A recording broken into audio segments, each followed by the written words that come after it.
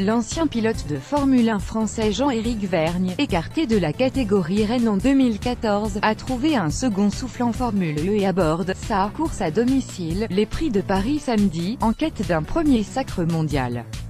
Le moment le plus difficile de ma carrière a été de quitter la Formule 1 pour aller en Formule E, confiait le Parisien, qui a évolué en F1 entre 2012 et 2014 avec Toro Rosso, lors d'une interview à l'AFP fin mars.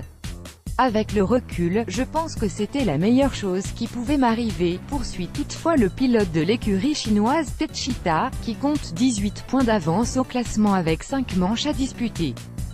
Dans toute situation difficile ou négative, il y a toujours du positif à retirer. La différence se joue dans le fait d'arriver à l'extraire.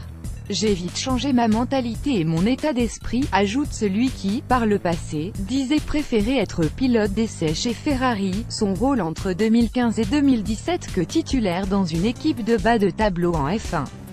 J'ai aussi eu la chance d'arriver au bon moment dans la Formule E dès sa saison inaugurale en 2014 à 2015, raconte Vergne, qui a eu 28 ans mercredi. Toro Rosso venait alors de le remercier après 58 Grands Prix et 2 6e places pour meilleurs résultats, Canada 2013 et Singapour 2014, pour faire place au jeune prodige néerlandais Max Verstappen. Et les portes de l'écurie sœur Red Bull étaient closes. Au bon moment en Formule E, Jev intègre alors les rangs d'Andretti Autosport en Formule E en remplacement de son compatriote Franck Montagny et boucle sa première saison à la 7e place au championnat, puis la suivante à la 9e avec DS Virgin Racing.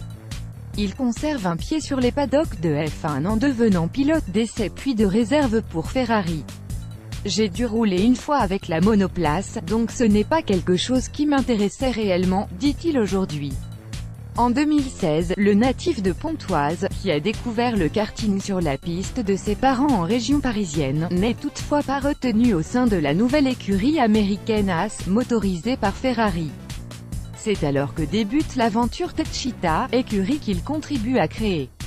J'ai fait partie de toutes les décisions logistiques qui ont été mises en place au début, dit Jev, classé 5e pour sa première saison avec l'équipe chinoise, en 2016 à 2017.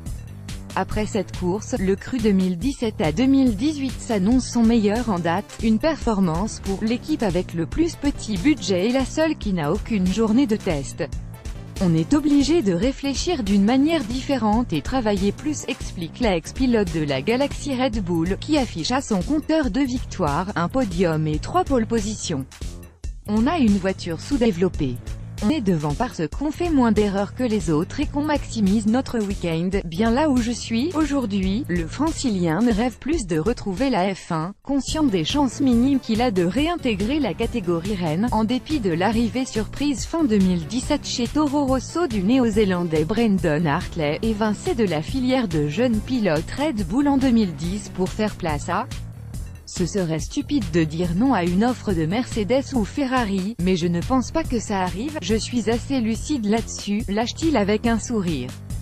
Je suis extrêmement bien là où je suis, je ne pense pas retourner en F1 dans une équipe et devoir ramener 10 ou 12 millions d'euros, comme pas mal de pilotes le font, juste pour pouvoir avoir un volant. Samedi à 16h, il prendra tout près de chez lui, aux Invalides, le départ du 3e Prix de Paris avec l'objectif de s'y imposer pour la première fois.